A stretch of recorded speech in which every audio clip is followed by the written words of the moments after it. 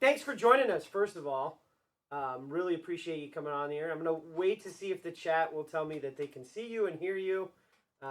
Or you can start talking and tell us about sepsis while we wait to make sure that they can hear you.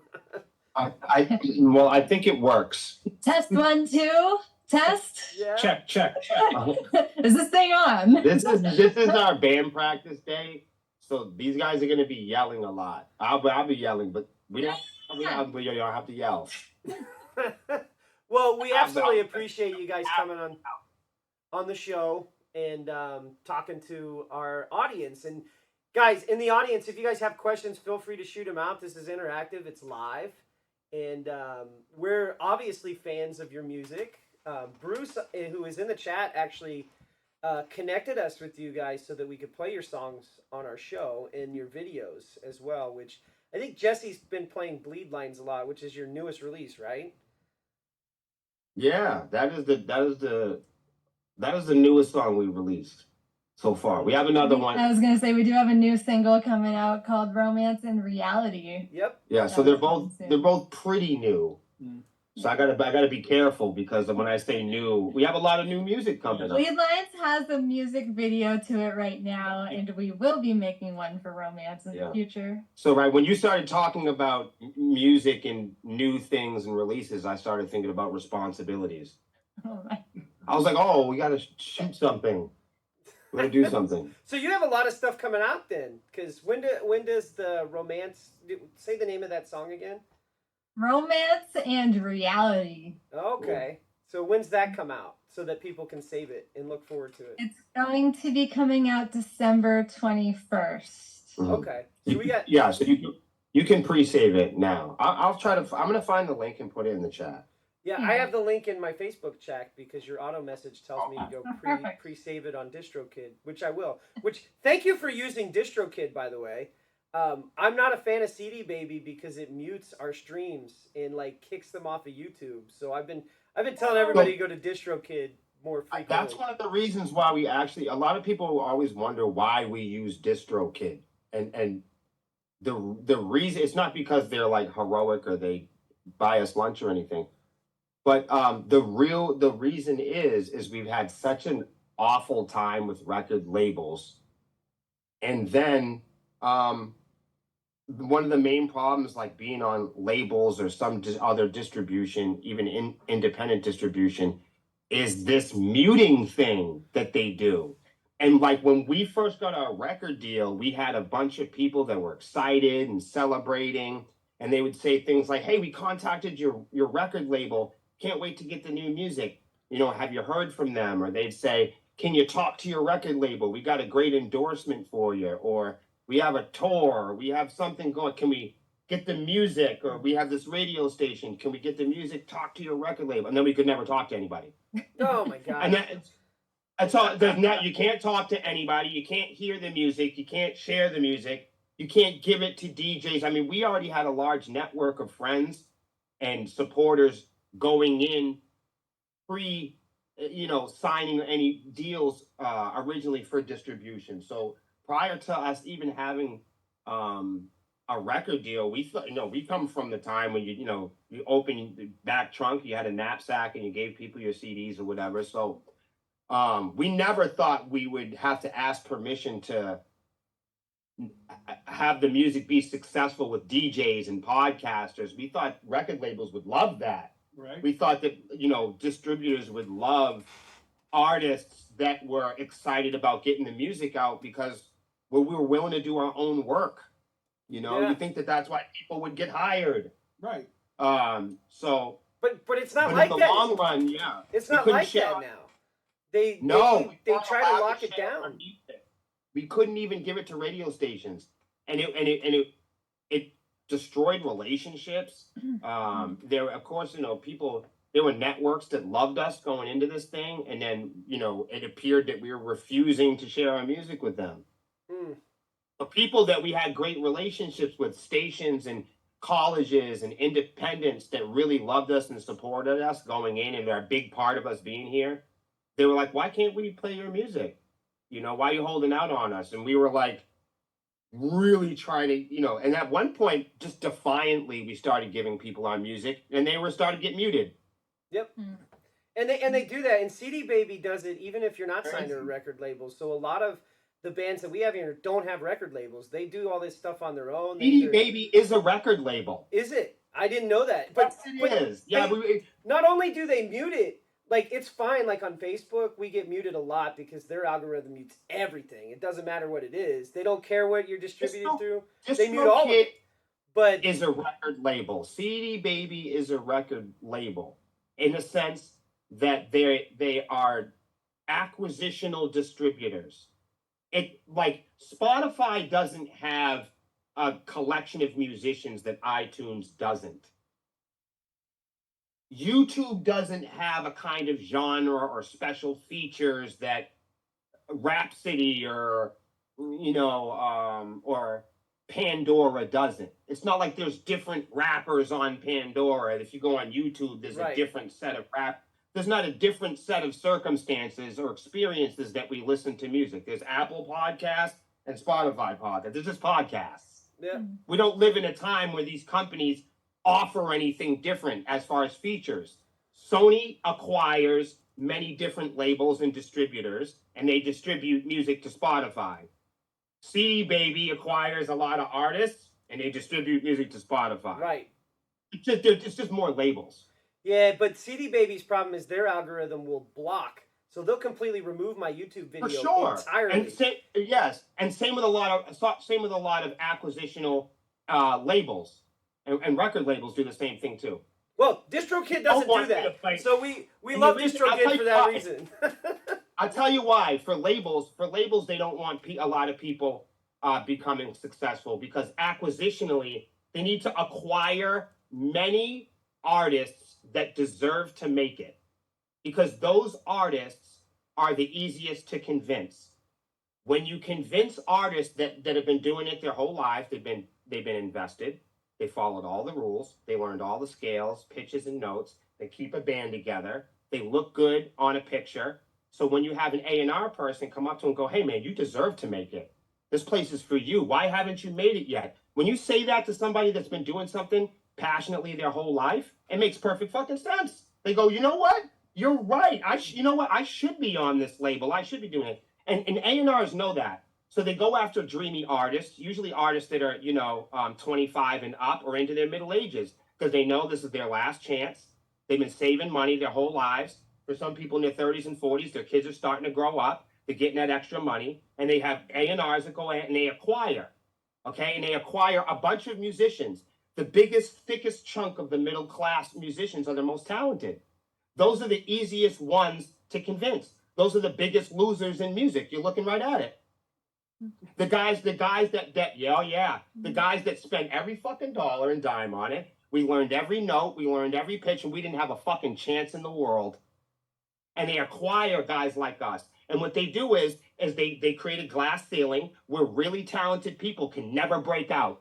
Never. No matter what the fuck happens, no matter how, and the only way you can, the only time that you get a glimmer, the only time you get a shot at this is when you're throwing money at it. The only time when the image appears to materialize is when you're throwing money at it. And they acquire as much of this talent, the nail bites, the sepsises, the FDSs, the dying olds, all of them. The most talented people in rock and roll are on fucking Facebook. Yeah. And they acquire all these people together. They create a glass ceiling that no one can break through. Just so they can collect your money as you're throwing Nobody it makes at them. enough money, and nobody makes enough money or gets enough support. Nobody makes enough money or gets enough support to fight this shit in a court case. Yep, I agree. That's all. I 100% agree. Everything you just said is I've been telling people, not necessarily on camera because we talk about music more, but this is what you're telling us right now is like the crux of why a lot of DIY bands can't get out. They don't want you to get out because they want to keep you under here so they can make all the money off of you. And we're terrified, and those same dreamy musicians are terrified to unite together because we're all afraid that we're not going to be making it in the rock and roll industry. We've all been groomed from 25 to 55. We've all been groomed that we better not say anything or we better not bring it up because we won't have access into this fucking rock and roll industry that we've been trained is so special. Yeah, man, you're hitting some major spots with me on this conversation. Oh, I'm gonna. Yeah. Well, no one else is saying it. Yeah, Mel has a rock star. Shocker. That Geo Stowe said that. Hashtag not postponed. But that's it. It's acquisitional. You know what I mean? And they acquire. And the whole goal is, you acquire. You got a small independent record label or any record label for that matter, a music group, and you acquire a bunch of dreamy artists. You tell them all they deserve to make it. They fall over, ass over tea kettle, ass over elbows. Everybody goes in, and we partner up as an acquisitional advertiser, because that's all these little bands are. Pushing people's fucking flyers on social media. Hey, I do that for free, though. That's and I have these radio shows to bring you guys in. And what they do is they collect. I make no money. If your label or your music group can collect 400 sepsisses, they only make $300 a month. They can never afford to litigate or have an entertainment lawyer to fight a case. We never make enough on streams. We never make enough to argue our case in law. If you keep everybody broke enough, if you keep everybody busy enough, we can't go to the law library and we can't hire a lawyer. Yep. No, well, you got to do all your own promotion nowadays. You got to do everything to make it happen. If you wanted to fight a case over royalties in court, it costs you $3,000 to argue over $500 of fucking royalties. And everybody is signing up for big festivals and playing at fucking snack time, but nobody's coming home with more followers and fans and plays. Yeah, you're preaching to the choir here. I agree with everything you said. But I want to talk about some of your music now, particularly Bleed Lines, because that's your latest release. You've got a music video out that we've played quite a bit. Why don't you tell me about Bleed Lines and the song, like what's it about and that kind of thing, and then we'll move on to another topic. So Bleed Lines is a song about healing and modern social challenges. Recently, Sepsiss went on this little adventure with 23andMe, which we like to call 23 and Sepsiss, where we all discovered who and what we are. And in the end, we all actually discovered that we're really just the same. Yeah, we're creatures. The song is about diversity in our music, the world, and understanding a diverse world that's full of all kinds of different people and creatures. Yeah, that makes sense. I enjoy the song and the video. Like, I've watched it a lot on Jesse's show, which he does during the week. I think he's played it directly from YouTube a couple times. Somebody said hello to Hans Smith. That was Geo. Oh, yeah. Hans? Hans Smith. I'm bad. I think there's another layer in Bleed Lines too. Like when she was talking about the music, if you uncover that layer, it's really directly addressing like how crazy we've gotten, like with catalogs and genres too. Like what's metal and what's doom metal and black metal and new metal, and it's like catalogs and retail categories and things like that. Bleed Lines is addressing that and just saying, you know what, man, like music's fun too. Yeah, I can see that. Like, especially when they start splitting it out into many different smaller and smaller genres. Like you have to have. You're not. Some guys aren't allowed to like certain kinds of metal. Like if you're from a certain time, you're not allowed to like this metal. If you're like some rappers allowed to like this type of rap, or it's like music in general. It's promoting metal to people who might not listen to metal. Hey, I like all kinds of metal, but I like all kinds of everything. So we play country on these channels. We play everything. I have no stock in a specific genre, and I don't think anybody should be beholden to one either. You should be willing to explore outside your genres, because there's some really cool stuff that you're missing, So that speaks a lot. A lot of times that topic comes up a lot in our music, but I think Bleed Lines is really a perfect example of us really talking about that and just saying, hey man, this is our music we're making today. And we make our music today by accepting other people and celebrating people other than ourselves. Yeah, Gio had said that we categorize ourselves, but in the end it starts to be the same place, connected and together. That's what he's saying about Bleed Lines, which is cool. Yeah, so on that, I know you and Bruce are working on a show that's coming out, or a event, a festival, Swarmy Fest. Is that the name of it? Yeah. Are you guys the headliners for that one? I have the flyer, and you're all over it, and we play it in the background. Yeah, so we do. This is like our annual. We're trying to make it a yearly party, and I mean, I wouldn't really say that we're headliners so much as hosts. Okay. Where's it at? Is it up in New Hampshire? Where you guys are from? It's in our hometown, Manchester. Okay. And it's kind of our hometown club, Jewel, too. So Jewel is in Manchester's the club that it's like the sepsis capital. Yeah.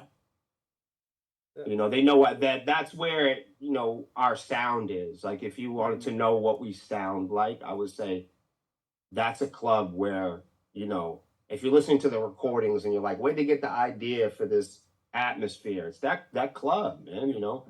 So we grew up playing the That club. really has like the Sepsiss sound. It just they've got us dialed in over there really well. So we kind of took that format. We're like, man, if we could sound like that on a record, we'd be good.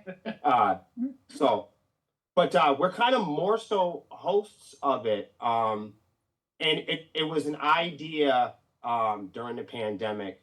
A lot of the fans of the stream at the time, it was their idea. So do you guys have a stream then? Like I just heard you say you had a stream. Do you still do the stream? We're on Twitch, Kick, Facebook, YouTube, pretty much everything. Yeah, right now we've really narrowed it down to the Honeycomb Hideout podcast, which is on Wednesdays at 7:00. It's me, Zach, and our merch girl Lexi. We talk about the music industry and we do like educationals and we read columns and funny stories and like adult humor. And then Melissa and Lexi Swarm TV. Melissa and Lexi do Swarm TV on Sundays, and that's kind of 7 p.m. Eastern. Yeah, it's kind of like it's like the Sepsiss news. Yeah, it's basically news. So my followers on Twitch, make sure you drop a link in there so that they can go over and follow your Twitch page too. Absolutely, it's just Sepsiss Band. That's the name of it. I'm gonna follow it today too. I didn't even realize you had a Twitch or did streams. I just followed you guys today, so it's okay. Awesome. Well, that's great. So you guys have been doing that for how long? When did you start your stream? I think it's been about 3 years now. We've been on Twitch. Wow. I haven't looked. How many followers do you have on Twitch? About 2,000 something, 2,300, something like that. Nice. Well, you guys are doing a really good job then. And then I would definitely want to check out your podcast on the education of the music because I don't think anybody really does that too much. And obviously, you know a lot about the industry. We've talked a good portion about, very passionate about the industry and making sure people get, you know, out the podcast is just as passionate. I promise. It's just because no one's talking about it. Right. Yeah, No one is. Everyone goes, what's your influence? And, you know, what did your dad's toes look like? But no one's talking about, you know, I don't know, fucking stealing. Well, Zach, what did your dad's toes look like? What did Zach's dad's toes look like? Sorry, I just had to because you threw that out there, and I'm like, well, now I want to know. No, but I mean, you know, people ask you in an interview what your favorite color is. You know, we get that a lot. There's a lot of interviews about that. I don't know why anybody would ask that. That's like, I don't even ask, like, that's just weird. People ask us stuff like that, you know? They'll say, you know, who's your favorite guitar player? What's your favorite ice cream? Right. And then we start disappointing people. People ask me things like, oh, who's your favorite rock and roll band growing up? And I'll say, I didn't listen to rock and roll. Hey, see? Yeah. I mean, then people be all disappointed. They'll be like, what? But see, I try to Right. stay away from those kind of things because I want to talk what you guys want to talk about. And I want to talk about your music in particular. So when we talk, I'm usually trying to get more information about where you're playing, what kind of stuff you're doing in the industry, what your music like. I mean, it's cool, but like, I don't need to know what your favorite color is unless that's an important part of your band. If you're no, for Melissa it is. Well, From- turquoise is my favorite. Well, no, color. Well, no, you but got a turquoise I- band, headband. I was on. kind of I was making a joke because a lot of the fans like to know her hair. Oh, the hair color. She Yeah. does. So this is her hair day, I'm actually getting my hair braided today. and everybody like, asks right her, after this. you know, what she's gonna do usually for colors. So I'm making jokes. Let me guess. Everyone's gonna ask now. What are probably. you gonna do? Nobody's asking questions, guys. Like, give it Right, a- right. You can ask questions in the chat. Feel free to shoot one out to us. Now We'll- that I've made it really uncomfortable for anybody to ask us what our favorite color is. Go ahead. Anybody want to ask anything? anything at all. We'll answer anything. Right. But like I said, it's been a pleasure having you on the show. I know we'll keep playing a lot of your music. I'm really looking forward to your release on December 21st, which we have two months away. Bruce is asking what was the inspiration for the single Romance and Reality, which is coming out December 21st. Zach, he's almost as good as you are with this. He's just hitting. Right? Boom. Well, Sepsiss has been through a lot. There's been like a lot of like deaths in the family and everything. So like I would say like living, just living and experiencing was part of that process. I think she means survival. Right, that's what I'm saying. Yeah, no. I this is just like this counter, like there's like this internet life that everyone's living that is a public projection of art and culture and our opinions or whatever the construct, whatever the majority appears to be doing. And then there is when you remove people from that and ask them face to face. There's romance and reality. There's the public image we all, post on our pictures on, Right, there's like what you see on the screen and then what you see in the mirror. Yep. Right on. That's what Yeah, that's all about. We a lot of the times we make judgments about each other, good and bad, about 20 seconds in a reel or in a post, or you see what somebody's going through online, or if somebody posts something that appears to be personal or secret, right? But these things are public now. But we still treat them, and we have all these attachments and these emotional things happening inside us in reality, as if these things that we're experiencing are all public. So when we view what appears to be private things, when we view what appears to be secret lives and private lives as public as we all do, and it's beamed at you at light speed, boy, has that become confusing for us as human beings, trying to separate and maintain our public personalities from our personal personalities and our very secret personalities. And we view our public personalities and events so much that we are misunderstood when we're dealing with each other personally. Yeah, I identify very strongly with that because being more public than I used to be doing the radio shows and stuff. You want to keep some of the stuff that you don't want people to know about. You want to keep that out of your internet or public persona.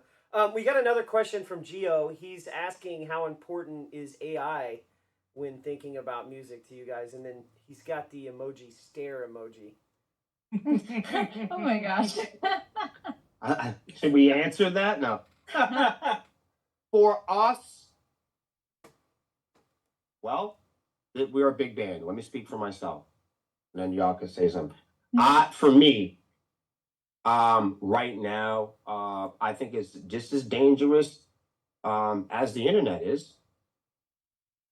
I mean, let's not forget where the internet was a weapon developed, for Cold War science. Spying by the military. I mean, so the internet wasn't about sharing, dick pics and pictures of your dinner and, your favorite rock and roll breakdown. It wasn't. Right. It was, espionage, the weapon. right. You're not supposed to pin your favorite socks. This was it was to invade. It was to spy. Well, I mean, it's still doing that though. invading. Right, yeah. So now we're invading, exploiting, and stealing, and pinning, pink socks. So, so the internet was sold to us. We were going to go to the library. We were all going to be fucking historians, and we were all gonna, we were all going to worship frequency and figure out the Dalai Lama or whatever. But instead, we're kind of just looking at our body parts, and still, we're kind of looking at each other's body parts, and we're arguing over, sports and which team we are, whether it's politics or sports. Right, or habits, sticks versus branches. And it's gotten harder and harder to tell what's real and what's not. Rocks versus stones. Is it a gold dress or a blue dress? So right now, I just saw an article about that again. That one. My wife and I both disagreed on what color. That is more relevant now than I think it was the first time we experienced it. We should ask AI. I personally don't feel like AI is going to change much. I mean, I feel like you're going to have the people that listen to AI, and then you're going to have people that listen to humans. Right. It's not like people went and made like big weapons with it. Like the general population didn't use the internet for weapons. They use it for porn. Right. So like, what are people really going to use AI for? I'm sure there's a few people. Well, they're already using it for porn. They're drawing stuff with it. I feel like it's just going to make people want more human music, just like it was for people have been seeking more human art lately. It's actually brought prices up and everything. Art hasn't depreciated. Like the Michelangelo is still pretty popular. If anything, it's just harder to find human art now. So same thing for music. Oops. Yeah. Right. And I was saying the other day, it's not like people go to the pyramids or to the Aztec temples and they're like, you know what, I'm just dying to get back on the internet. Like, people that are having real sex, they don't want cyber sex. Let's face it. The only people who want to play with AI girlfriends are people that don't got real ones. The only people that want to play AI drums are people that can't play the real drums. Hey, but the only people that want to auto-tune are people that can't fucking sing. Hey man, when I was a kid, we had Nate Dogg. He was our auto-tune. Dude, I love Nate Dogg. No, and auto-tune. No, dude, and auto-tune's awesome. You know what I mean? Face filters are great. All of these tools are great. But painting never got rid of the pencil. You know what I mean? And like, as popular as social media is, it hasn't made it any more pleasant. Like nobody's nicer. No. Like, you know what I mean? Even with all the record deals and the Billboard charts in the world and all the AIs, it doesn't make you a better guitar player. Doesn't make you kinder or more generous. It doesn't make you a better son. Hey, AI, if I use an AI to demonstrate, I have no artistical talent really at all. I can draw stick figures. That's about in doodles. But if I use an AI prompt to create something, that doesn't make me a better artist. I still can't draw for shit. You're just using a tool. It's just another tool to create things. And I say that all an illusion. Right, and I say that for now. Yeah.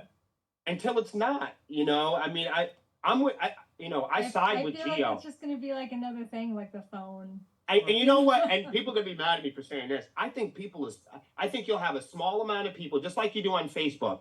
Like when we started the conversation, it's not like you got the largest amount of people in rock and roll that put out the greatest amount of stuff, content, and rock and roll on Facebook. No, you have a very small amount of bands on Facebook that are responsible for the greatest amount of content that you see on Facebook. Yeah. So just like not everybody picked up the hammer and builds a house. They hit each over the head with it.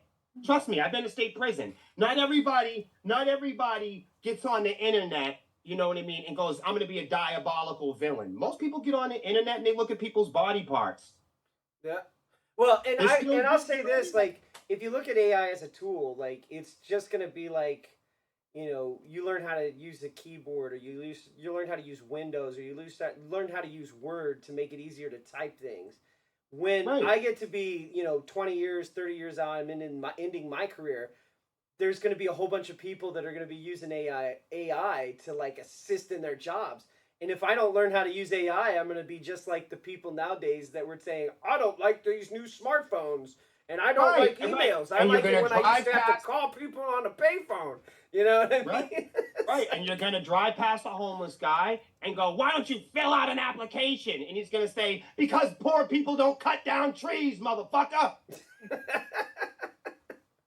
Well, Zoom is telling me I got to pay money, or they're going to cut the stream out because you only get 30 See minutes how on it Zoom. works? There you come. Yeah, I get know, ya. right? So, I think we covered that other question. Somebody asked about the future of music. We kind of talked about that already.